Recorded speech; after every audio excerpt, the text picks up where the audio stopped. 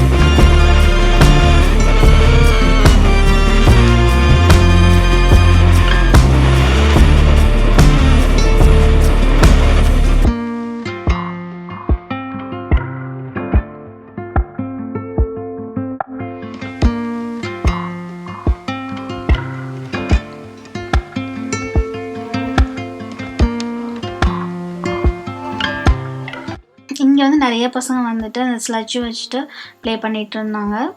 So அதனால நாங்களும் இறங்கி அங்கே போய் பார்த்தோம். இல்லை அப்படின்னாக்கா நார்மலாகவே வந்துட்டு ப்ரைவேட் ஏரியாவில் வந்து நம்ம உள்ளே வந்து என்ட்ரு ஆக முடியாது.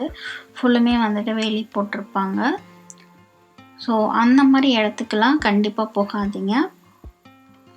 சில பேர் வந்துட்டு கம்ப்ளைண்ட் கூட பண்ணுவாங்க.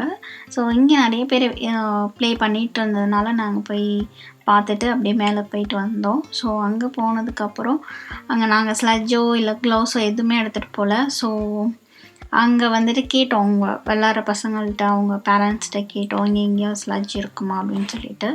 ஸோ அப்போ அவங்க வந்துட்டு இங்கேருந்து கொஞ்சம் தூரம் போகணும், ஸோ இதை வச்சு நீங்கள் வந்துட்டு ப்ளே பண்ணுங்கன்னு சொன்னாங்க. ஸோ அவங்க வந்து ஷேர் பண்ணாங்க. ஸோ ஆளுக்கு வந்துட்டு 2 ரவுண்ட் வந்து போயிட்டு நம்ம அப்படியே திரும்ப வந்தாச்சு. ஸோ ஃபுல்லும் ஸ்னோ பார்க்கவே ரொம்ப அழகாக இருந்துச்சு. நாங்கள் ரொம்ப நல்லா என்ஜாய் பண்ணோம். யார் யாரெல்லாம் யூகேயில் வந்துட்டு இந்த ஸ்னோவை என்ஜாய் பண்ணீங்க அப்படின்னு சொல்லிட்டு கமெண்ட் பண்ணுங்கள்.